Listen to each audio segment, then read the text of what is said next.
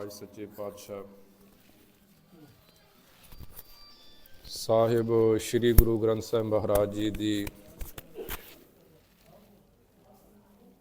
ਪਾਵਨ ਪਵਿੱਤਰ ਮੁਕੱਦਸ ਹਜ਼ੂਰੀ ਦੇ ਅੰਦਰ ਧੰਨ ਧੰਨ ਸਾਹਿਬ ਸ਼੍ਰੀ ਗੁਰੂ ਗ੍ਰੰਥ ਸਾਹਿਬ ਜੀ ਦੀ ਨਿੱਘੀ ਗੋਦ ਦਾ ਆਨੰਦ ਮਾਣ ਰਹੇ ਗੁਰੂ ਪਿਆਰੇ ਸਤਸੰਗੀ ਜਨੋ। ਵਾਹਿਗੁਰੂ ਜੀ ਦੇ ਹੁਕਮ ਅਨੁਸਾਰ ਸਤਿਕਾਰਯੋਗ ਮਾਤਾ ਜੀ ਪ੍ਰਣਾਮ ਪਰਿਵਾਰ ਨੂੰ ਸਦੀਵੀ ਵਿਛੋੜਾ ਦੇ ਕੇ ਪਰਲੋਕ ਗਮਨ ਕਰ ਗਏ ਸਨ। ਵਿਛੜ ਚੁੱਕੇ ਮਾਤਾ ਜੀ ਦੇ ਨਿਮਿਤ ਸਮੂਹ ਪਰਿਵਾਰ ਨੇ ਇਕੱਤਰ ਹੋ ਕੇ ਸਤਿਗੁਰੂ ਜੀ ਦੇ ਬਖਸ਼ਿਸ਼ ਕੀਤੇ ਹੋਏ ਗ੍ਰਹਿ ਦੇ ਅੰਦਰ ਪਰਸੋਂ ਦੇ ਰੋਜ਼ ਤੋਂ ਸ਼੍ਰੀ ਅਖੰਡ ਪਾਠ ਸਾਹਿਬ ਜੀ ਦੀ ਆਰੰਭਤਾ ਕਰਵਾਈ ਸੀ। ਸਤਿਗੁਰੂ ਸ਼੍ਰੀ ਗੁਰੂ ਗ੍ਰੰਥ ਸਾਹਿਬ ਮਹਾਰਾਜ ਤਿਨਾਂ ਦੀ ਪਵਿੱਤਰ ਬਾਣੀ ਨਵਮ ਪਾਤਸ਼ਾਹ ਸਾਹਿਬ ਸ਼੍ਰੀ ਗੁਰੂ ਤੇਗ ਬਹਾਦਰ ਮਹਾਰਾਜ ਸਾਹਿਬ ਜੀ ਦੇ ਉਚਾਰਨ ਕੀਤੇ ਹੋਏ 9ਵੇਂ ਮਹੱਲੇ ਦੇ ਸ਼ਲੋਕ ਭੋਗ ਦੇ ਸੰਬੰਧ ਦੇ ਵਿੱਚ ਸਰਵਣ ਕੀਤੇ। ਸਤਿਗੁਰੂ ਜੀ ਦੀ ਹਜ਼ੂਰੀ ਦੇ ਅੰਦਰ ਗੁਰੂ ਸੰਗਤ ਦੇ ਵਿੱਚ ਰਲ ਮਿਲ ਕੇ ਅਰਦਾਸ ਬੇਨਤੀ ਉਪਰੰਤ ਸਤਿਗੁਰੂ ਜੀ ਦਾ ਹੁਕਮਨਾਮਾ ਸਾਹਿਬ ਸਰਵਣ ਕੀਤਾ ਹੈ। ਜਿੰਨੀ ਵੀ ਸੰਗਤ ਮਹਾਰਾਜ ਜੀ ਦੀ ਹਜ਼ੂਰੀ ਅੰਦਰ ਸਥਿਤ ਹੈ ਜਾਂ ਬਾਹਰ ਥੱਲੇ ਖੁੱਲੇ ਦੀਵਾਨ ਦੇ ਵਿੱਚ ਬਿਰਾਜਮਾਨ ਹੈ, ਸਭ ਨੂੰ ਹੱਥ ਜੋੜ ਕੇ ਨਿਮਰਤਾ ਸਹਿਤ ਬੇਨਤੀ ਹੈ ਕਿ ਮਨ ਦਾ ਟਿਕਾਓ ਬਣਾਉਣਾ। ਸਤਿਗੁਰੂ ਜੀ ਦੀ ਹਜ਼ੂਰੀ ਅੰਦਰ ਬੈਠ ਕੇ ਸਿਰਫ ਤੇ ਸਿਰਫ ਗੁਰੂ ਦੀ ਗੱਲ, ਗੁਰੂ ਕੀ ਬਾਣੀ ਦਾ ਕੀਰਤਨ, ਗੁਰੂ ਕੀ ਵਿਚਾਰ, ਇਸ ਚੀਜ਼ ਨੂੰ ਪ੍ਰਧਾਨਤਾ ਦਿੱਤੀ ਜਾਂਦੀ ਹੈ। ਤੇ ਸੰਗਤ ਦਾ ਇੱਕ ਨਿਯਮ ਹੈ ਕਿ ਜੇ ਗੁਰੂ ਕੀ ਹਜ਼ੂਰੀ ਦੇ ਵਿੱਚ ਵੀ ਆਪਾਂ ਆਪਣੀ ਗੱਲਬਾਤ ਕਰੀ ਗਏ ਤੇ ਗੁਰੂ ਮਹਾਰਾਜ ਜੀ ਦੀ ਦਰਸਾਈ ਮਰਿਆਦਾ ਦੇ ਅਸੀਂ ਅਭਾਗੀ ਬਣਾਂਗੇ। ਸੋ ਜਿੱਥੇ ਜਿੱਥੇ ਵੀ ਸਤਿਗੁਰੂ ਜੀ ਦੀ ਹਜ਼ੂਰੀ ਦੇ ਅੰਦਰ ਪਰਿਵਾਰ ਨੇ ਪ੍ਰਬੰਧ ਕੀਤਾ ਹੈ, ਸਤਿਗੁਰੂ ਗੁਰੂ ਗ੍ਰੰਥ ਸਾਹਿਬ ਮਹਾਰਾਜ ਜੀ ਦਾ ਅਦਬ ਸਤਿਕਾਰ ਕਰਦੇ ਆ, ਮਨ ਨੂੰ ਆਪਣੇ ਗੁਰੂ ਸ਼ਬਦ ਦੇ ਵਿੱਚ ਜੋੜ ਕੇ ਗੁਰੂ ਬਖਸ਼ਿਸ਼ ਕੀਤੀ ਹੋਈ ਫਤਿਹ ਪ੍ਰਵਾਨ ਕਰੋ ਜੀ। ਵਾਹਿਗੁਰੂ ਜੀ ਕਾ ਖਾਲਸਾ, ਵਾਹਿਗੁਰੂ ਜੀ ਕੀ ਫਤਿਹ। ਸਤਿਗੁਰੂ ਗੁਰੂ ਗ੍ਰੰਥ ਸਾਹਿਬ ਮਹਾਰਾਜ ਤਿਨਾਂ ਦਾ ਅੰਮ੍ਰਿਤ ਬਚਨ ਹੁਕਮਨਾਮਾ ਸਾਹਿਬ ਸਤਿਗੁਰੂ ਗੁਰੂ ਤੇਗ ਬਹਾਦਰ ਮਹਾਰਾਜ ਜੀ ਦੀ ਰਸਨਾ ਤੋਂ ਉਚਾਰਨ ਕੀਤਾ ਹੋਇਆ ਸਰਵਣ ਕੀਤਾ। ਤੇ ਸਤਿਗੁਰੂ ਗੁਰੂ ਤੇਗ ਬਹਾਦਰ ਮਹਾਰਾਜ ਜੀ ਨੇ ਇਹਦੇ ਵਿੱਚ ਜਿਹੜੇ ਬਚਨ ਸਾਨੂੰ ਸਮਝਾਉਣ ਦੀ ਖਾਤਰ ਉਚਾਰਨ ਕੀਤੇ ਨੇ, ਉਹਨਾਂ ਬਚਨਾਂ ਨੂੰ ਹੀ ਆਧਾਰ ਬਣਾ ਕੇ ਗੁਰੂ ਕੀ ਬਾਣੀ ਦੀ ਵਿਚਾਰ ਆਪਾਂ ਕਰਨੀ ਹੈ। ਸਤਿਗੁਰੂ ਗੁਰੂ ਤੇਗ ਬਹਾਦਰ ਮਹਾਰਾਜ ਜੀ ਦਾ ਰਹਾਉ ਵਾਲਾ ਬੰਦ ਆਪਾਂ ਆਰੰਭ ਦੇ ਵਿੱਚ ਮਹਾਰਾਜ ਜੀ ਕੀ ਬਖਸ਼ਿਸ਼ ਕਰ ਰਹੇ ਨੇ।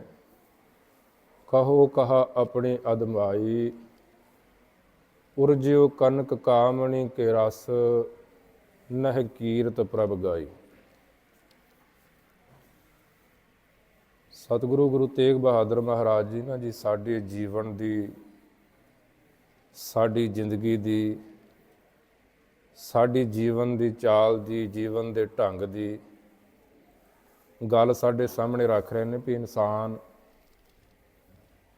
ਜ਼ਿੰਦਗੀ ਪ੍ਰਾਪਤ ਕਰਕੇ ਜੀਵਨ ਕਿਹਾ ਕਿਹਨੂੰ ਜਾਂਦਾ, ਜਦੋਂ ਮਾਤਾ ਦੇ ਉਦਰ ਤੋਂ ਜੀਵ ਦਾ ਜਨਮ ਹੁੰਦਾ ਹੈ ਤੇ ਜਨਮ ਤੋਂ ਲੈ ਕੇ ਮੌਤ ਦੇ ਸਫ਼ਰ ਤੱਕ ਜਿਹੜਾ ਪੜਾਅ ਵਿੱਚ ਵੱਜਦਾ ਉਹਨੂੰ ਜ਼ਿੰਦਗੀ ਜੀਵਨ ਕਿਹਾ ਜਾਂਦਾ ਹੈ। ਜਨਮ ਤੋਂ ਲੈ ਕੇ ਮੌਤ ਦੇ ਪੜਾਅ ਤੱਕ ਪਹੁੰਚਦੇ ਜਿਹੜਾ ਸਫ਼ਰ ਆਪਾਂ ਤੈਅ ਕਰਦੇ ਆ, ਮੰਜ਼ਿਲ ਤੱਕ ਪਹੁੰਚਦੇ ਆ ਉਸ ਦਾ ਨਾਮ ਜੀਵਨ ਹੈ। ਤੇ ਸਤਿਗੁਰੂ ਗੁਰੂ ਗ੍ਰੰਥ ਸਾਹਿਬ ਮਹਾਰਾਜ ਜੀ ਸਾਡੇ ਜੀਵਨ ਦਾ ਢੰਗ ਮਹਾਰਾਜ ਨੇ 10 ਪੜਾਵਾਂ ਦੇ ਵਿੱਚ ਬਖਸ਼ਿਸ਼ ਕੀਤਾ ਨਾ। ਪਹਿਲੇ ਪਿਆਰ ਲੱਗਾ ਥਾਣ ਦੁੱਧ, ਦੂਜਾ ਮਾਏ ਬਾਪ ਕੀ ਸੁਧ, ਤੀਜਾ ਭਈਆ ਭਾਬੀ ਬੇਬ, ਚੌਥਾ ਪਿਆਰ ਉਪੰਨੀ ਖੇਡ, ਪੰਜਵੇਂ ਖਾਣ ਪੀਣ ਕੀ ਧਾਤ, ਛਿਵੈ ਕਾਬ ਨਾ ਪੁੱਛੈ ਜਾਤ, ਸਤਵੈ ਸੰਝ ਕੀਆ ਕਰਵਾਸ, ਅਠਵੈਂ ਕ੍ਰੋਧ ਹੋਵਾ ਤਨ ਨਾਸ, ਨਾਵੇਂ ਧੌਲੇ ਉਭੇ ਸਾਹਾ, ਦਸਵੇਂ ਦੱਦਾ ਹੋਆ ਸਵਾਹਾ, ਗਏ ਸੇ ਗੀਤ ਪੁਕਾਰੀ ਧਾਹਾ, ਉੱਡਿਆ ਹੰਸ ਦਸਾਏ ਰਾਹੋ, ਆਇਆ ਗਿਆ ਮੋਇਆ ਨਾਉ, ਪਿਛੇ ਪੱਤਲ ਸੱਦਿਓ ਕਾਲ।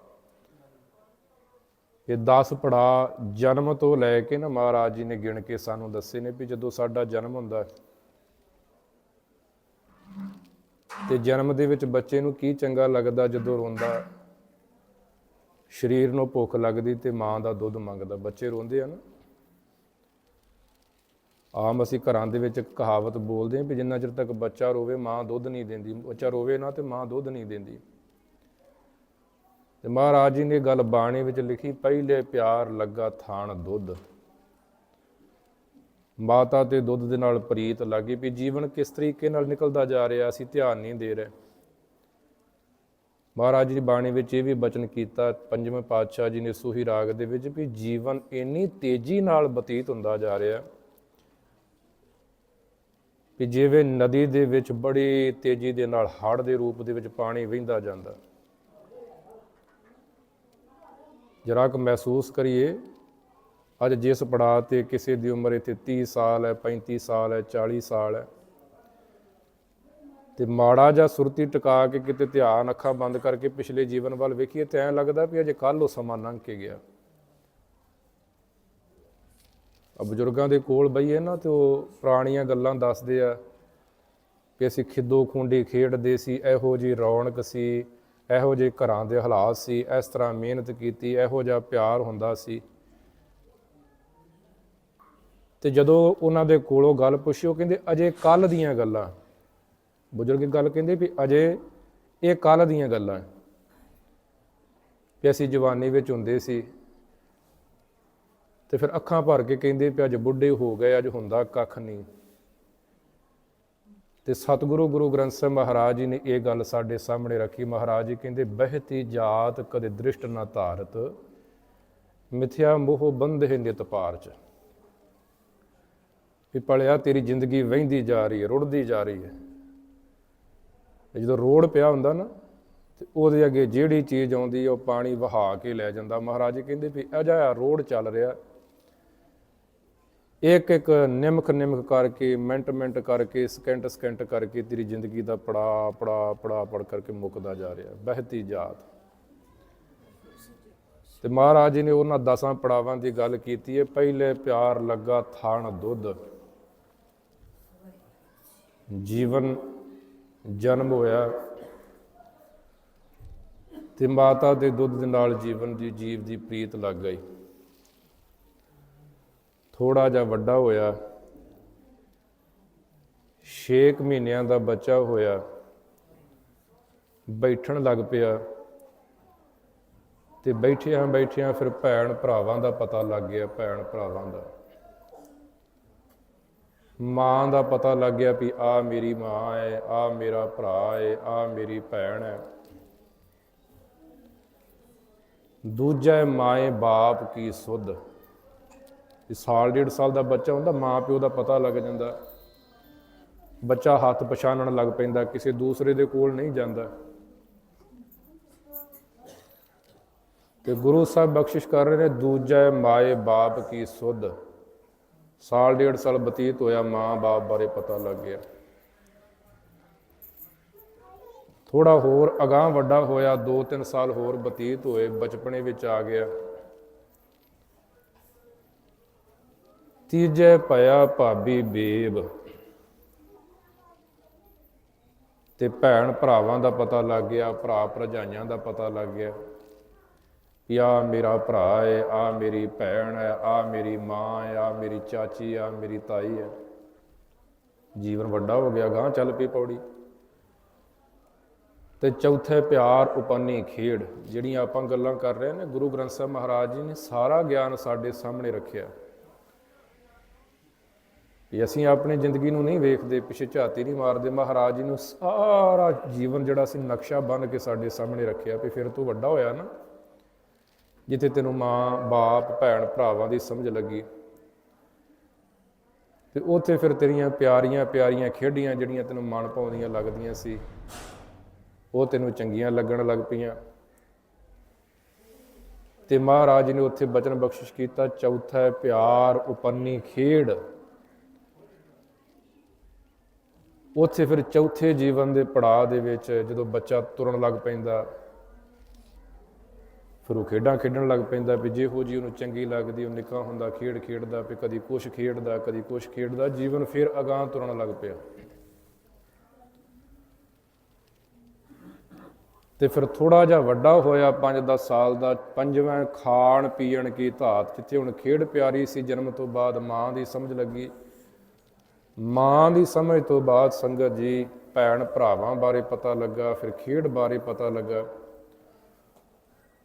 ਹੁਣ ਇਹਨੂੰ ਖਾਣ ਪੀਣ ਬਾਰੇ ਚੇਤਾ ਆਇਆ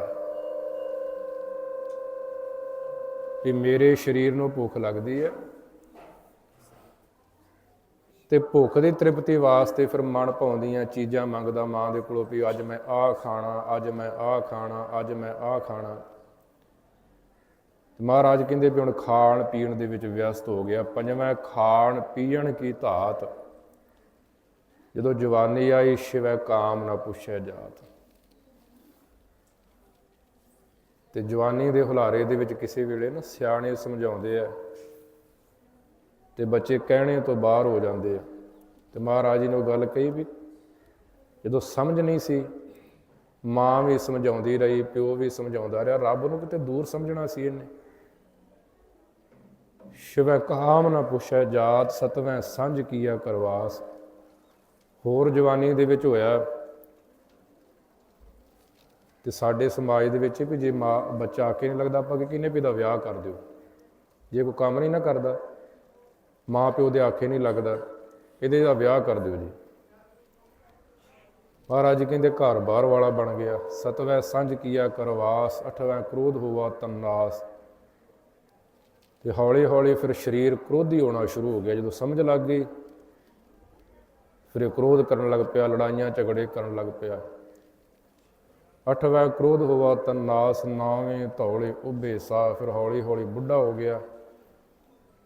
ਦਸਵੇਂ ਦੱਦਾ ਹੋਆ ਸੁਆਹ। ਪੜਾਅ ਦਰ ਪੜਾਅ ਵੱਧਦਾ, ਜਨਮ ਤੋਂ ਲੈ ਕੇ ਮੌਤ ਤੱਕ ਦਾ ਸਫ਼ਰ ਤੈਅ ਕਰ ਲਿਆ। ਪਤਾ ਹੀ ਨਹੀਂ ਲੱਗਾ ਕਦੋਂ ਜਿਹੜਾ ਸੀ ਜੀਵਨ ਮੁੱਕ ਗਿਆ। ਤੇ ਬਾਬਾ ਕਬੀਰ ਸਾਹਿਬ ਜੀ ਨੂੰ ਧਨਾਸਰੀ ਰਾਗ ਦੇ ਵਿੱਚ ਸਾਨੂੰ ਇਸ ਤਰ੍ਹਾਂ ਸਮਝਾਉਂਦੇ ਨੇ, ਦਿਨ ਤੇ ਪਹਿਰ, ਪਹਿਰ ਤੇ ਘਰੀਆਂ, ਆਪ ਕਟੈ ਤਨ ਸੀਜੈ।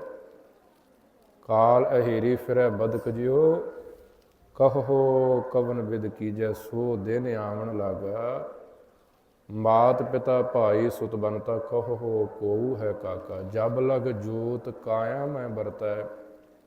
ਆਪਾ ਪਸ਼ੂ ਨਾ ਬੂਝੈ। ਜਿਹੜੀ ਗੱਲ ਸਤਿਗੁਰੂ ਗੁਰੂ ਤੇਗ ਬਹਾਦਰ ਮਹਾਰਾਜ ਬਖਸ਼ਿਸ਼ ਕਰਨ ਵੀ ਉਰਜਿਓ ਕਨਕ ਕਾਮਨੀ ਕੇ ਰਸ, ਨਹੀਂ ਕੀਰਤ ਪ੍ਰਭ ਗਾਈ। ਵੀ ਉਰਜ ਗਿਆ, ਉਲਝ ਗਿਆ, ਭਟਕਣਾ 'ਚ ਪੈ ਗਿਆ, ਭੁੱਲ ਗਿਆ। ਰਸਾਂ ਕਸਾਂ ਦੇ ਵਿੱਚ ਪੈ ਕੇ ਇਹ ਜੀਵਨ ਅਜਾਈ ਗਵਾਉਂਦਾ ਜਾ ਰਿਹਾ।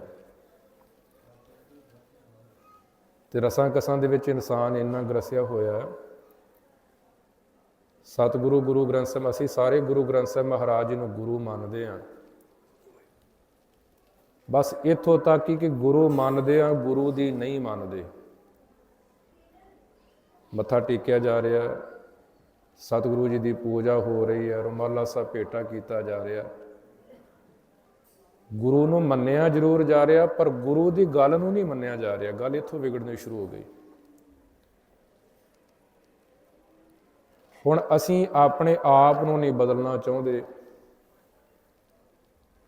ਗੁਰੂ ਦੇ ਗਿਆਨ ਨੂੰ ਬਦਲਣ ਦੀਆਂ ਗੱਲਾਂ ਹੋ ਰਹੀਆਂ। ਕਿਤੇ ਅੱਜ ਗੁਰੂ ਸਾਹਿਬ ਆਉਣ ਨਾ, ਗੁਰੂ ਸਾਹਿਬ ਕਿਤੇ ਅੱਜ ਸਨਮੁਖ ਸਾਡੇ ਹੋ ਜਾਣ, ਤੇ ਅਸੀਂ ਗੁਰੂ ਸਾਹਿਬ ਜੀ ਦੇ ਉੱਪਰ ਵੀ ਸਵਾਲ ਕਰਨੇ ਸ਼ੁਰੂ ਕਰ ਦਈਏ। ਸਭ ਤੋਂ ਪਹਿਲਾਂ ਤੇ ਆਪਾਂ ਇਹ ਕਹੀਏ ਵੀ ਬਾਬਾ ਅੰਮ੍ਰਿਤ ਵੇਲਾ 4 ਵਜੇ ਨਹੀਂ ਚਾਹੀਦਾ, 7-8 ਵਜੇ ਚਾਹੀਦਾ। ਸਵੇਰੇ ਠੰਡ ਬੜੀ ਹੁੰਦੀ, ਠੰਡੇ ਪਾਣੀ ਦੇ ਨਾਲ ਜਾਂ ਗਰਮ ਪਾਣੀ ਦੇ ਨਾਲ ਨਹਾਤਾ ਨਹੀਂ ਜਾਂਦਾ, ਗੁਰਦੁਆਰੇ ਜਾਇਆ ਨਹੀਂ ਜਾਂਦਾ, ਸਾਨੂੰ ਕੰਮ ਬੜੇ ਆ। ਬਾਬਾ ਅੰਮ੍ਰਿਤ ਵੇਲਾ ਬਦਲ ਦੇ ਜੇ ਅੱਜ ਗੁਰੂ ਸਾਹਿਬ ਹੋਣ ਤੇ ਅੱਜ ਤੇ ਅਸੀਂ ਇੱਥੋਂ ਤੱਕ ਕੁਤਰਕੀ ਹੋ ਗਏ। ਕੱਲ ਕਿਸੇ ਨੇ ਪ੍ਰਸ਼ਨ ਕੀਤਾ ਨੈਟ ਦੇ ਉੱਪਰ ਵੀ ਗੁਰੂ ਸਾਹਿਬ ਜੀ ਨੇ 5 ਪਿਆਰੇ ਹੀ ਕਿਉਂ ਚੁਣੇ? ਗੁਰੂ ਸਾਹਿਬ ਜੀ ਨੇ 5 ਪਿਆਰੇ ਕਿਉਂ ਚੁਣੇ, ਵੱਧ ਕਿਉਂ ਨਹੀਂ ਚੁਣੇ? ਤੇ ਜੇ ਫਰਜ਼ ਕਰ ਲਓ ਗੁਰੂ ਸਾਹਿਬ 6 ਚੁਣ ਲੈਂਦੇ, ਤੁਸੀਂ ਫਿਰ ਕਹਿਣਾ ਸੀ ਗੁਰੂ ਸਾਹਿਬ ਨੇ 6 ਕਿਉਂ ਚੁਣੇ, 5 ਕਿਉਂ ਨਹੀਂ ਚੁਣੇ? ਤੇ ਜੇ ਗੁਰੂ ਸਾਹਿਬ ਜੀ 6 ਚੁਣ ਲੈਂਦੇ, ਫਿਰ ਤੁਸੀਂ ਕੁਤਰਕ ਕਰਨ ਵਾਲਿਆਂ, ਤਰਕ ਕਰਨ ਵਾਲਿਆਂ ਵੀ ਕਹਿ ਦੇਣਾ ਸੀ ਵੀ 7 ਕਿਉਂ ਨਹੀਂ ਚੁਣੇ, 5 ਕਿਉਂ ਚੁਣੇ?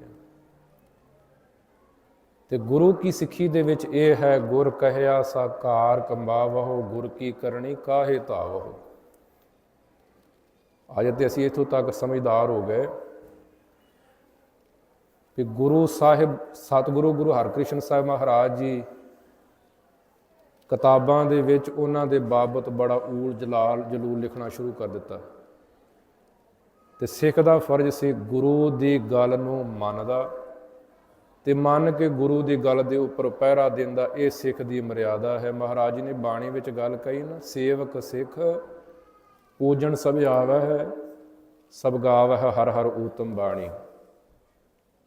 ਸਿੱਖ ਆ ਰਹੇ ਨੇ ਗੁਰੂ ਦੇ ਕੋਲ, ਮੱਥਾ ਵੀ ਟੇਕ ਰਹੇ ਨੇ, ਬਾਣੀ ਵੀ ਸੁਣ ਰਹੇ ਨੇ। ਬਸ ਇੱਥੋਂ ਤੱਕ ਹੀ ਸੀਮਤ ਹੋ ਗਿਆ। ਮਹਾਰਾਜ ਜੀ ਕਹਿੰਦੇ ਵੀ ਗੱਲ ਉੱਥੋਂ ਸ਼ੁਰੂ ਹੋਣੀ ਹੈ। ਗਾਇਆ ਸੁਣਿਆ ਤਿਨ ਕਾ ਹਰ ਥਾਏ ਪਾਵੈ, ਜਿਨ ਸਤਿਗੁਰ ਕੀ ਆਗਿਆ ਸਤ ਸਤ ਕਰਮਾਨੀ। ਉਰਜਿਓ ਕਨਕ ਕਾਮਨੀ ਕੇ ਰਸ, ਨਹਿ ਕੀਰਤ ਪ੍ਰਭ ਗਾਏ। ਉਰਜ ਗਿਆ, ਉਲਝ ਗਿਆ, ਭੁੱਲ ਗਿਆ, ਭਟਕਣਾ 'ਚ ਪੈ ਗਿਆ ਤੇ ਜੀਵਨ ਡਗਮਗਾ ਗਿਆ। ਤੇ ਸਤਿਗੁਰੂ ਗੁਰੂ ਗ੍ਰੰਥ ਸਾਹਿਬ ਮਹਾਰਾਜ ਜੀ ਦੇ ਵਿੱਚ ਬਾਬਾ ਕਬੀਰ ਸਾਹਿਬ ਜੀ ਨੇ ਇਹ ਗੱਲ ਕਹੀ ਸੀ ਨਾ, ਡਗਮਗ ਛਾੜ ਰੇ ਮਨ ਬਉਰਾ। ਇਹ ਜੀ ਅਜੇ ਵੀ ਡਾਵਾਂ ਡੋਲ ਸਥਿਤੀ ਦੇ ਵਿੱਚ ਹੈ ਵੀ ਗੁਰਦੁਆਰਾ ਸਾਹਿਬ ਜਾਵਾਂ ਕਿ ਨਾ ਜਾਵਾਂ, ਅੰਮ੍ਰਿਤ ਛਕਾਂ ਕਿ ਨਾ ਛਕਾਂ, ਬਾਣੀ ਪੜ੍ਹਾਂ ਕਿ ਨਾ ਪੜ੍ਹਾਂ। ਤੇ ਜੇ ਇਸੇ ਉਲਝਣ ਦੇ ਵਿੱਚ ਹੀ ਪਿਆ ਰਿਹਾ, ਭਟਕਣਾ 'ਚ ਹੀ ਪਿਆ ਰਿਹਾ, ਤੇ ਜੀਵਨ ਤੇ ਅਗਾਂਹ ਤੁਰਿਆ ਹੀ ਜਾਣਾ। ਜੀਵਨ ਹੈ ਥੋੜ੍ਹੀ ਰੁਕਣਾ, ਸਮਾਂ ਥੋੜ੍ਹੀ ਰੁਕਣਾ। ਅੱਜ ਜੇ ਅੰਮ੍ਰਿਤ ਵੇਲੇ ਦੀ ਗੱਲ ਹੋਵੇ, ਬਾਣੀ ਦੀ ਗੱਲ ਹੋਵੇ, ਅੰਮ੍ਰਿਤ ਛਕਣ ਦੀ ਗੱਲ ਹੋਵੇ, ਤੇ ਜਿਨ੍ਹਾਂ ਨੇ ਨਹੀਂ ਛਕਿਆ ਅੱਗੋਂ ਉੱਤਰ ਇਹ ਮਿਲਦਾ ਵੀ ਅਜੇ ਪੁੱਤਰ ਵਿਆਹੁਣ ਵਾਲਾ, ਧੀ ਵਿਆਹੁਣ ਵਾਲੀ ਹੈ, ਉਦੋਂ ਪ੍ਰਾਹੁਣੇ 4 ਇਕੱਠੇ ਹੋਣੇ ਨੇ, ਉਹਨਾਂ ਨੇ ਖਾਣ ਪੀਣ ਵਾਸਤੇ ਮੰਗਣਾ। ਤੇ ਫਿਰ ਜਦੋਂ ਉਹਨਾਂ ਨੇ ਮੰਗਿਆ, ਮੇਰੇ ਕੋਲ ਛੱਡਿਆ ਨਹੀਂ ਜਾਣਾ, ਖਵਾਉਣਾ ਪਿਆਉਣਾ ਪੈਣਾ, ਇਸ ਵਾਸਤੇ ਮੈਂ 60 ਸਾਲ ਜਿਹੜਾ ਹੈ ਬੱਚਿਆਂ ਦੇ ਵਿਆਹ ਤੱਕ ਰੁਕ ਜਾਵਾਂ। ਇਹ ਤੇ ਪਰਮੇਸ਼ਰ ਜਾਣਦਾ ਨਾ ਵੀ ਜ਼ਿੰਦਗੀ ਦਾ ਕਿਸ ਪੜਾਅ 'ਤੇ ਆ ਕੇ ਅੰਤ ਹੋ ਜਾਣਾ। ਵੀ ਵਾਹਿਗੁਰੂ ਦੇ ਹੁਕਮ ਨੂੰ ਤੇ ਕੋਈ ਜਾਣ ਹੀ ਨਹੀਂ ਸਕਦਾ।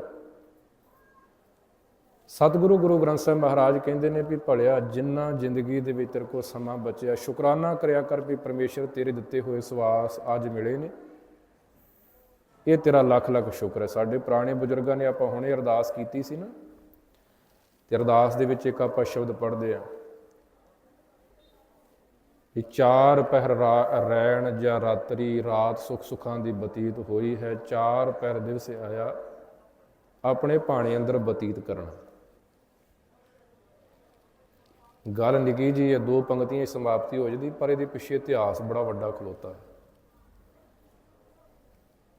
ਜਦੋਂ ਮੀਰ ਮੰਨੂ ਦੀ ਜੇਲ੍ਹ ਦੇ ਵਿੱਚ ਮਤਾਵਾਂ ਭੈਣਾਂ ਨੂੰ ਕੈਦ ਕੀਤਾ ਗਿਆ ਨਾ, ਜਦੋਂ ਮੀਰ ਮੰਨੂ ਨੇ ਸਿੱਖਾਂ ਦਾ ਖੁਰਾ ਖੋਜ ਮਿਟਾਉਣ ਵਾਸਤੇ ਅੱਤ ਚੁੱਕ ਲਈ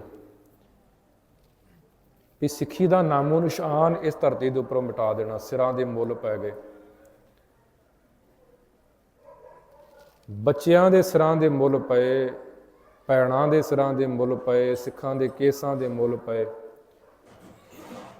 ਤੇ ਉਦੋਂ ਇੱਕ ਸਾਡੇ ਬਜ਼ੁਰਗ ਸ਼ਬਦ ਪੜ੍ਹਦੇ ਹੁੰਦੇ ਸੀ, ਮੰਨੋ ਸਾਡੇ ਦਾਤਰੀ ਅਸੀਂ ਮੰਨੂ ਦੇ ਸੋਏ, ਜਿਉਂ ਜਿਉਂ ਸਾਨੂੰ ਵੱਢਦਾ ਅਸੀਂ ਦੂਣ ਸਵਾਏ ਹੋਏ। ਕਿ ਮੰਨੂ ਨੇ ਇੱਕ ਜ਼ੁਲਮ ਦੀ ਦਾਤਰੀ ਫੜੀ ਹੈ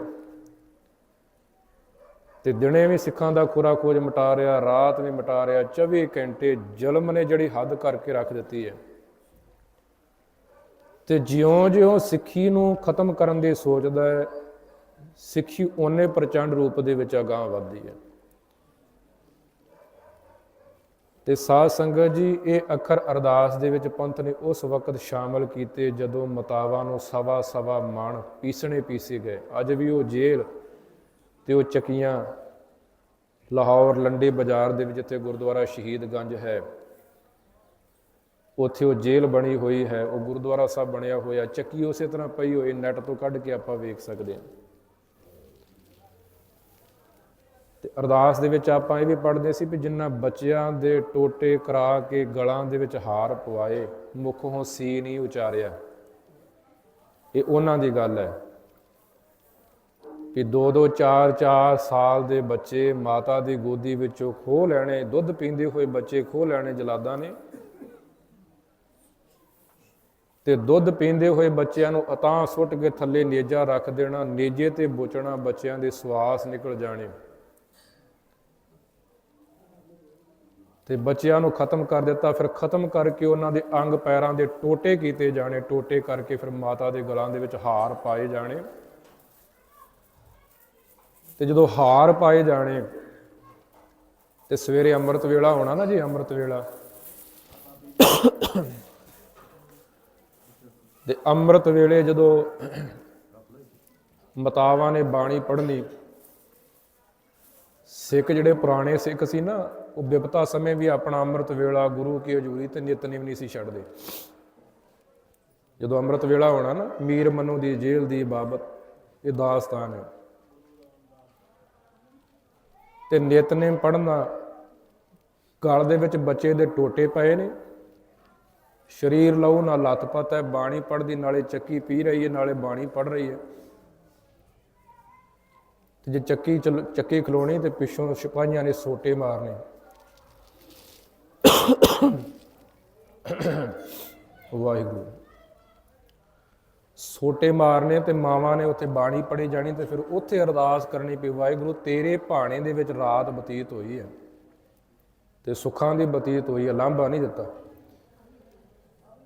ਤੇ ਮਹਾਰਾਜ ਹੁਣ ਦਿਨ ਚੜਿਆ, ਪਤਾ ਨਹੀਂ ਕੀ ਵਾਪਰਨਾ ਹੈ, ਰਾਤ ਸੁੱਖਾਂ ਦੀ ਬਤੀਤ ਹੋ ਗਈ ਹੈ ਤੇ ਹੁਣ ਜਿਹੜਾ ਦਿਨ ਚੜਿਆ ਇਹਨੂੰ ਭਾਣੇ ਦੇ ਵਿੱਚ ਬਤੀਤ ਕਰਵਾਵੇ। ਇਹਨੇ ਗੁਰੂ ਕੀ ਬਾਣੀ ਦੇ ਨਾਲ ਜੁੜੇ ਹੋਏ ਸੀ, ਪਰ ਅੱਜ ਦੇ ਜੀਵਨ ਦੇ ਵਿੱਚ ਅਸੀਂ ਉਲਝ ਗਏ। ਜਿਹੜੀ ਗੱਲ ਸਤਿਗੁਰੂ ਗੁਰੂ ਤੇਗ ਬਹਾਦਰ ਮਹਾਰਾਜ ਜੀ ਨੇ ਸਾਨੂੰ ਬਖਸ਼ਿਸ਼ ਕਰਕੇ ਅੱਜ ਹੁਕਮਨਾਮਾ ਸਾਹਿਬ ਜੀ ਦੇ ਵਿੱਚ ਬਖਸ਼ਿਸ਼ ਕਰ ਰਹੇ ਨੇ ਕਿ ਉਰਜਿਓ, ਉਰਝ ਗਏ ਕਨਕ ਕਾਮਣੀ ਕੇ ਰਸ। ਇਹਨਾਂ ਚੀਜ਼ਾਂ ਦੇ ਰਸਾਂ ਕਸਾਂ ਦੇ ਸਵਾਦ ਦੇ ਵਿੱਚ ਭਟਕ ਗਏ, ਭਟਕ ਕੇ ਗੁਰੂ ਨੂੰ ਭੁੱਲ ਗਏ, ਗੁਰੂ ਦੀ ਮਰਿਆਦਾ ਨੂੰ ਭੁੱਲ ਗਏ। ਨਹਿ ਕੀਰਤ ਪ੍ਰਭ ਗਾਈ, ਪਰਮੇਸ਼ਰ ਦੀ ਕੀਰਤੀ ਨਹੀਂ ਕੀਤੀ ਤੇ ਜੀਵਨ ਤੇ ਪੜਾ ਦਰ ਪੜਾ ਕਰਕੇ ਅਗਾਂਹ ਵੱਧਦਾ ਜਾ ਰਿਹਾ। ਸਤਿਗੁਰੂ ਗੁਰੂ ਗ੍ਰੰਥ ਸਾਹਿਬ ਮਹਾਰਾਜ ਜੀ ਦੇ ਵਿੱਚ ਬਚਨ ਆਉਂਦਾ ਨਾ, ਹਮ ਆਦਮੀ ਹਾਂ ਇੱਕਦਮੀ ਮੋਹਲਤ ਮੋਹਤ ਨਾ ਜਾਣ। ਤੇ ਸਤਿਗੁਰੂ ਗੁਰੂ ਨਾਨਕ ਦੇਵ ਮਹਾਰਾਜ ਜੀ ਨੇ ਬਾਬਾ ਮਰਦਾਨਾ ਜੀ ਨੂੰ ਪੁੱਛਿਆ ਸੀ ਨਾ ਜੀ, ਵੀ ਭਾਈ ਮਰਦਾਨਾ ਜੀ ਤੁਸੀਂ ਜੀਵਨ ਦੀ ਬਾਬਤ ਕੀ ਕੁਝ ਵੇਖ ਰਹੇ ਹੋ, ਜੀਵਨ ਕਿੰਨਾ ਕੁ ਲੰਬੇਰਾ। ਤੇ ਬਾਬਾ ਮਰਦਾਨਾ ਜੀ ਨੇ ਜਵਾਬ ਦਿੱਤਾ ਸੀ, ਸਤਿਗੁਰੂ ਇਹਨਾਂ ਤੇ ਪਤਾ ਹੈ ਵੀ ਜੀਵਨ ਦਾ ਅੰਤ ਕਿਤੇ ਨਾ ਕਿਤੇ ਜਾ ਕੇ ਜ਼ਰੂਰ ਹੋਣਾ, ਪਰ ਇਉਂ ਪ੍ਰਤੀਤ ਹੋ ਰਿਹਾ ਵੀ ਆਹ ਜਿਹੜਾ ਦਿਨ ਚੜਿਆ ਸ਼ਾਇਦ ਸ਼ਾਮ ਪੈ ਜਾਵੇ। ਬਾਬਾ ਮਰਦਾਨਾ ਜੀ ਦਾ ਜਵਾਬ ਕਿ ਮਹਾਰਾਜ ਆ ਜਿਹੜਾ ਦਿਨ ਚੜਿਆ ਨਾ ਸ਼ਾਇਦ ਸ਼ਾਮ ਪੈ ਜਾਵੇ। ਤੇ ਸਤਿਗੁਰੂ ਜੀ ਮੁਸਕਰਾ ਪਏ ਤੇ ਬਾਬਾ ਮਰਦਾਨਾ ਜੀ ਨੂੰ ਪਤਾ ਲੱਗ ਗਿਆ ਵੀ ਮੇਰਾ ਜਵਾਬ ਜੋ ਸਤਿਗੁਰੂ ਜੀ ਦਾ ਪ੍ਰਸ਼ਨ ਸੀ ਮੈਂ ਉੱਤਰ ਠੀਕ ਨਹੀਂ ਦੇ ਸਕਿਆ। ਫਿਰ ਹੱਥ ਜੋੜ ਲੈ ਮਹਾਰਾਜ ਕਿਰਪਾ ਕਰਕੇ ਫਿਰ ਤੁਸੀਂ ਕਿਰਪਾ ਕਰਕੇ ਦੱਸੋ ਕਿ ਜੀਵਨ ਨੂੰ ਕਿਸ ਤਰ੍ਹਾਂ ਸਮਝਿਆ ਜਾਵੇ। ਮਹਾਰਾਜ ਕਹਿੰਦੇ ਵੀ ਹਮ ਆਦਮੀ ਹਾਂ ਇਕਦਮੀ, ਮੋਹਲਤ ਮੋਹਤ ਨ ਜਾਣਾ।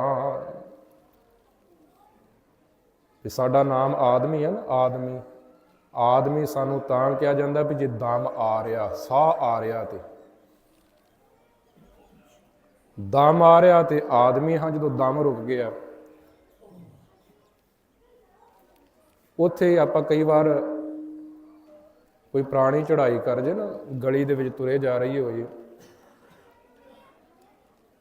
ਤੇ ਉੱਥੇ ਕੋਈ ਮਿਲੇ ਤੇ ਮਿਲ ਕੇ ਕਹਿੰਦਾ ਵੀ ਫਲਾਣਾ ਸਹੁੰ ਬਾਰੇ ਪਤਾ ਲੱਗਾ, ਚੰਗਾ ਭਲਾ ਰੋਟੀ ਖਾ ਰਿਹਾ ਸੀ, ਰੋਟੀ ਖਾਂਦਿਆਂ ਖਾਂਦਿਆਂ ਹੀ ਉਹ ਚੜ੍ਹਾਈ ਕਰ ਗਿਆ। ਪਹਿਲਾਂ ਫਲਾਣਾ ਸਹੁੰ ਸੀ, ਫਿਰ ਚੜ੍ਹਾਈ ਕਰ ਗਿਆ, ਫਿਰ ਮ੍ਰਿਤਕ ਹੋ ਗਿਆ। ਜਦੋਂ ਮ੍ਰਿਤਕ ਹੋ ਜਾਂਦਾ ਫਿਰ ਆਪਾਂ ਦੇ ਵਿੱਚ, ਆਪਾਂ ਅਰਦਾਸ ਦੇ ਵਿੱਚ ਵੀ ਕਹਿੰਦੇ ਵੀ ਵਿਛੜ ਚੁੱਕੀ ਰੂਹ, ਨਾਮ ਬਦਲ ਜਾਂਦਾ। ਤੇ ਜਿੰਨਾ ਚਿਰ ਤੱਕ ਸਵਾਸ ਚੱਲ ਰਿਹਾ ਹੈ ਜੀਵਨ ਹੈ, ਜਦੋਂ ਸਵਾਸ ਰੁਕ ਗਏ ਜੀਵਨ ਦੀ ਲੀਲਾ ਖਤਮ ਹੋ ਜਾਣੀ। ਤੇ ਮਹਾਰਾਜ ਜੀ ਨੇ ਬਾਬਾ ਮਰਦਾਨਾ ਜੀ ਨੂੰ ਕਿਹਾ ਵੀ ਦਮ ਦਾ ਕੋਈ ਭਰੋਸਾ ਨਹੀਂ। ਇਹ ਜਿੰਨੇ ਸਵਾਸ ਮਹਾਰਾਜ ਜੀ ਨੇ ਸਾਨੂੰ ਬਖਸ਼ਿਸ਼ ਕੀਤੇ ਆ ਨਾ ਜੀ, ਉਹਨੇ ਸਵਾਸ ਹੀ ਜੀਵਨ ਦੇ ਵਿੱਚ ਆ ਕੇ ਮਿਲਦੇ ਨੇ। ਗਣ ਘਾਲੇ ਸਭ ਦਿਵ ਸਾਸ ਨੇ ਵੱਢਣ ਕਟਣ ਤਿਲਸਾਰ। ਹਮ ਆਦਮੀ ਹਾਂ ਇੱਕਦਮੀ। ਵੀ ਜੇ ਸਾਡਾ ਸਵਾਸ ਅੰਦਰ ਜਾ ਰਿਹਾ, ਜੇ ਬਾਹਰ ਮੁੜ ਕੇ ਆ ਗਿਆ ਤੇ ਪ੍ਰਕਿਰਿਆ ਚੱਲੀ ਗਈ। ਜਦੋਂ ਗਿਆ ਨਾਭੀ ਦੇ ਵਿੱਚੋਂ ਪ੍ਰਾਣਾਂ ਦੀ ਗੰਢ ਖੁੱਲ ਗਈ, ਅਖੀਰਲਾ ਪ੍ਰਾਣ ਜਿਹੜਾ ਹੈ ਉਹ ਸਮਾਪਤ ਹੋ ਕੇ ਹਵਾ ਬਣ ਕੇ ਉੱਡ ਗਿਆ ਤੇ ਫਿਰ ਉੱਥੇ ਜੀਵਨ ਦੀ ਖੇਡ ਸਮਾਪਤ ਹੋ ਜਾਣੀ। ਤੇ ਸਤਿਗੁਰੂ ਗੁਰੂ ਤੇਗ ਬਹਾਦਰ ਮਹਾਰਾਜ ਜੀ ਨੇ ਅੱਜ ਜਿਹੜਾ ਸ਼ਬਦ ਬਖਸ਼ਿਸ਼ ਕੀਤਾ, ਉਹ ਸਾਨੂੰ ਚੇਤਾ ਕਰਾ ਰਹੇ ਨੇ ਵੀ ਭਲਿਆ ਜਿੱਥੇ ਤੂੰ ਆਪਣੇ ਜੀਵਨ ਨੂੰ ਵੇਖ ਰਿਹਾ, ਜੀਵਨ ਦੇ ਵਿੱਚ ਕੁਝ ਭਲਾ ਕੰਮ ਕਰ, ਜੀਵਨ ਦੇ ਵਿੱਚ ਕੋਈ ਚੱਜ ਦਾ ਕੰਮ ਕਰ, ਜੀਵਨ ਦੇ ਕੁਝ ਚੰਗਿਆਈ ਬਣ ਕੇ ਜਾ। ਹਰ ਰੋਜ਼ ਸੋਹਿਲਾ ਸਾਹਿਬ ਜੀ ਦੇ ਵਿੱਚ ਆਪਾਂ ਬਚਨ ਪੜ੍ਹਦੇ ਆ ਨਾ, ਕਰੋ ਬੇਨੰਤੀ ਸੁਣੋ ਮੇਰੇ ਮੀਤਾ, ਸੰਤ ਟਹਿਲ ਕੀ ਬੇਲਾ, ਈਹਾ ਖਾਟ ਚਲੋ ਹਰ ਲਾਹਾ, ਆਗੇ ਬਸਨ ਸੁਹੇਲਾ। ਇੱਥੇ ਕੁਝ ਖੱਟਣ ਵਾਸਤੇ ਆਇਆ। ਅਸੀਂ ਆਪਣਾ ਬੱਚਾ ਵਿਦੇਸ਼ ਵਿੱਚ ਭੇਜਦੇ ਹਨ, 20-25 ਲੱਖ ਰੁਪਈਆ ਲਾ ਕੇ ਸਟੂਡੈਂਟ ਵੀਜ਼ੇ ਦੇ ਉੱਪਰ। ਤੇ ਜੇ ਬੱਚਾ ਉੱਥੇ ਕਮਾਈ ਕਰਕੇ ਮਾਤਾ ਪਿਤਾ ਨੂੰ ਪਿੱਛੇ ਪੈਸੇ ਚੰਗੇ ਭੇਜਦਾ ਤੇ ਸਮਾਜ ਪਿੰਡ ਦੇ ਵਿੱਚ ਗੱਲ ਹੁੰਦੀ ਹੈ ਕਿ 25-30 ਲੱਖ ਰੁਪਈਆ ਲਾ ਕੇ ਭੇਜਿਆ ਸੀ, ਬੱਚੇ ਨੇ ਬੜੀ ਕਮਾਈ ਕੀਤੀ, ਦਿਨ ਬਦਲਾ ਕੇ ਰੱਖ ਦਿੱਤੇ। ਉਹ ਫਲਾਣਾ ਸਹੁੰ ਦਾ ਬੱਚਾ ਗਿਆ, ਇੰਨੇ ਪੈਸੇ ਭੇਜਦਾ, ਬੜਾ ਨੇਕ ਨਿਕਲਿਆ। ਤੇ ਕਈ ਵਾਰ ਸਾਡੇ ਬੱਚਿਆਂ ਦੇ ਵਿੱਚੋਂ ਆਪਾਂ ਵੀ ਗੱਲ ਕਰਦੇ, ਮਾਂ ਪਿਓ ਨੇ 25-30 ਲੱਖ ਰੁਪਈਆ ਬਾਹਰ ਲਾ ਕੇ ਭੇਜਿਆ, ਪਰ ਉਹ 25-30 ਲੱਖ ਰੁਪਈਏ ਦਾ ਲਾਏ ਹੋਏ ਦਾ ਪਿਓ ਕਰਜ਼ਾਈ ਹੋ ਗਿਆ। ਬੱਚੇ ਨੇ 1 ਰੁਪਈਆ ਕੰਮ ਨਹੀਂ ਮਿਲਿਆ, ਪੈਸੇ ਵਾਪਸ ਨਹੀਂ ਭੇਜੇ, ਉਲਟਾ ਜਾ ਕੇ ਗਲਤ ਸੰਗਤ ਦੇ ਵਿੱਚ ਪੈ ਗਏ, ਅਯਾਸ਼ੀ ਕਰਨ ਲੱਗ ਪਿਆ। ਤੇ ਫਿਰ ਇਹ ਵੀ ਤੁਸੀਂ ਕਹਿੰਦੇ ਹੋਏ ਸੁਣਿਆ ਹੋਵੇਗਾ ਵੀ ਉਹ 25-30 ਲੱਖ ਰੁਪਈਆ ਖਰਾਬ ਕਰ ਲਿਆ, ਵੀ ਖੱਟਣ ਵਾਸਤੇ ਭੇਜਿਆ ਸੀ, ਉਲਟਾ ਬਰਬਾਦ ਕਰ ਲਿਆ। ਤੇ ਸਤਿਗੁਰੂ ਗੁਰੂ ਅਰਜਨ ਦੇਵ ਮਹਾਰਾਜ ਸਾਨੂੰ ਸੋਹਿਲਾ ਸਾਹਿਬ ਜੀ ਦੇ ਵਿੱਚ ਰੋਜ਼ ਬੇਨਤੀ ਕਰਦੇ ਨੇ ਵੀ ਈਹਾਂ ਖਾਟ ਚਲੋ ਹਰ ਲਾਹਾ। ਇਹ ਲਾਹਾ ਪ੍ਰਾਪਤ ਕਰਨ ਵਾਸਤੇ, ਲਾਭ ਕਰਨ ਵਾਸਤੇ, ਵਪਾਰ ਕਰਨ ਵਾਸਤੇ ਆਇਆ ਸੀ। ਤੇ ਜੇ ਇੱਥੇ ਵਪਾਰ ਕਰੇਗਾ ਤੇ ਆਗਿਆ ਬਸਣ ਸੁਹੇਲਾ, ਆਉਣ ਵਾਲਾ ਸਮਾਂ ਸੁਹੇਲਾ ਹੋਵੇਗਾ। ਤੇ ਸਤਿਗੁਰੂ ਗੁਰੂ ਗ੍ਰੰਥ ਸਾਹਿਬ ਮਹਾਰਾਜ ਜੀ ਦੀ ਬਾਣੀ ਵਿੱਚੋਂ ਵੀ ਬਚਨ ਪ੍ਰਾਪਤ ਹੁੰਦੇ, ਆਇਓ ਸੁਨਨ ਪੜਨ ਕਉ ਬਾਣੀ, ਨਾਮ ਵਿਸਾਰ ਲੱਗੇ ਅਨ ਲਾਲਚ, ਬਿਰਥਾ ਜਨਮ ਪ੍ਰਾਣੀ। ਬਾਬਾ ਫਰੀਦ ਸਾਹਿਬ ਜੀ ਦੇ ਸ਼ਲੋਕ ਆਪਾਂ ਅੰਮ੍ਰਿਤ ਵੇਲੇ ਸਰਵਣ ਕੀਤੇ ਨਾ। 4 ਗਵਾਇਆ ਹੰਡ ਕੈ, 4 ਗਵਾਇਆ ਸਮ, ਲੇਖਾ ਰੱਬ ਮੰਗੇਸੀਆ, ਤੂੰ ਆਹੋਂ ਕਿਹੜੇ ਕੰਮ। ਇਹ ਅੰਮ੍ਰਿਤ ਵੇਲੇ ਜਦੋਂ ਭੋਗ ਪੈਂਦਾ ਉਦੋਂ ਸ਼ਲੋਕ ਬਾਬਾ ਫਰੀਦ ਸਾਹਿਬ ਜੀ ਦੇ ਤੇ ਬਚਨ ਸਿੱਧੇ ਨੇ ਵੀ 4 ਪੈਰ ਦਿਨ ਭੱਜ ਦੌੜ ਕਰਕੇ ਬਤੀਤ ਹੋ ਗਈ, ਰਾਤ ਸੌਂ ਕੇ ਬਤੀਤ ਹੋ ਗਈ, ਜੀਵਨ ਇਸੇ ਤਰ੍ਹਾਂ ਤੁਰਿਆ ਗਿਆ। ਤੇ ਕੋਈ ਜੀਵਨ ਦੇ ਵਿੱਚ ਅੱਜ ਭਲਾਈ ਪੁੰਨ ਦਾਨ ਕੋਈ ਧਰਮੀ ਵਾਲਾ ਜੀਵਨ ਜਿਹੜਾ ਜੀਵਾ ਹੀ ਨਹੀਂ। ਚਾਰ ਗਵਾਇਆ ਹੰਡ ਕੈ, ਚਾਰ ਗਵਾਇਆ ਸਮ, ਲੇਖਾ ਰੱਬ ਮੰਗੇਸੀਆ ਤੂੰ ਆ ਹੋ ਕੇ ਰਹਿ ਕੰਮ। ਰੈਣ ਗਵਾਈ ਸੋਏ ਕੈ, ਦਿਵਸ ਗਵਾਇਆ ਖਾਏ, ਹੀਰੇ ਜੈਸਾ ਜਨਮ ਹੈ ਕੌਡੀ ਬਦਲਿਆ ਜਾਏ। ਤੇ ਸਤਿਗੁਰੂ ਗੁਰੂ ਤੇਗ ਬਹਾਦਰ ਮਹਾਰਾਜ ਬਖਸ਼ਿਸ਼ ਕਰਨੇ ਵੀ ਉਰਜਿਓ ਕਨਕ ਕਾਮਨੀ ਕੇ ਰਸ,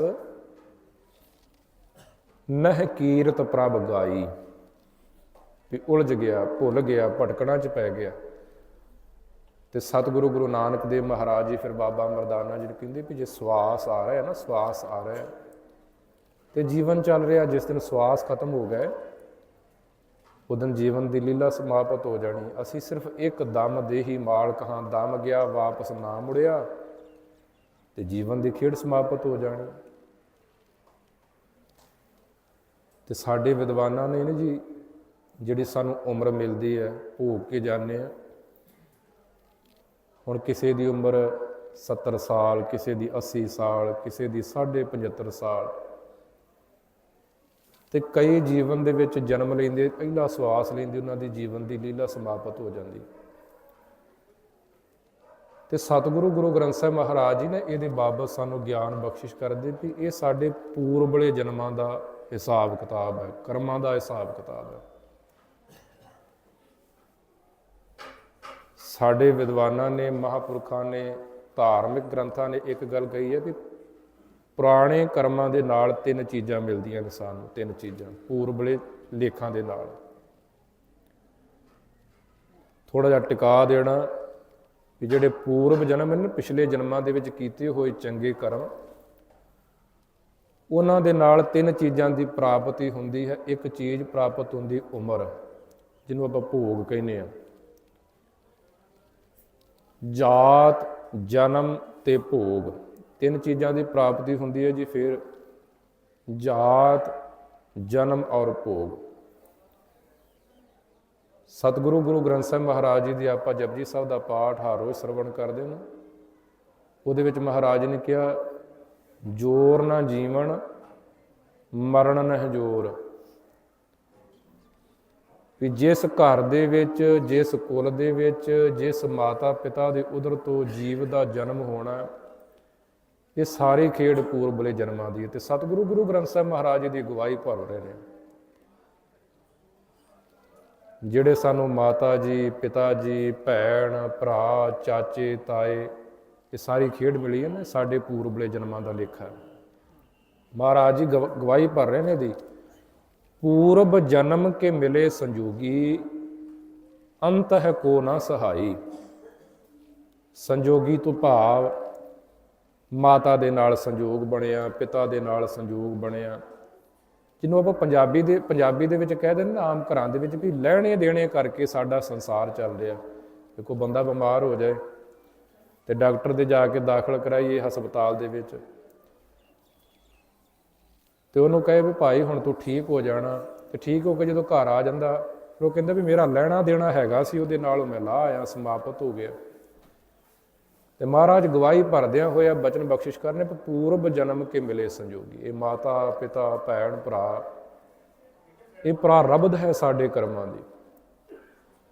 ਤੇ ਜਿਸ ਜਾਤ ਦੇ ਵਿੱਚ, ਜਿਸ ਕੁਲ ਦੇ ਵਿੱਚ, ਜਿਸ ਘਰ ਦੇ ਵਿੱਚ ਸਾਡਾ ਜਨਮ ਹੋਣਾ, ਇਹ ਪੂਰਬ ਲਿਖਿਆ ਗਿਆ।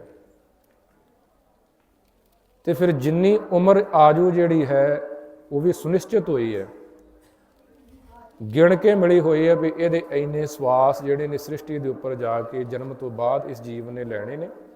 ਜੀਵ ਉਹਨੇ ਹੀ ਲੈਂਦਾ। 52 ਅੱਖਰੀ ਬਾਣੀ ਸਤਿਗੁਰੂ ਗੁਰੂ ਅਰਜਨ ਦੇਵ ਮਹਾਰਾਜ ਬਖਸ਼ਿਸ਼ ਕਰ ਰਹੇ ਨੇ।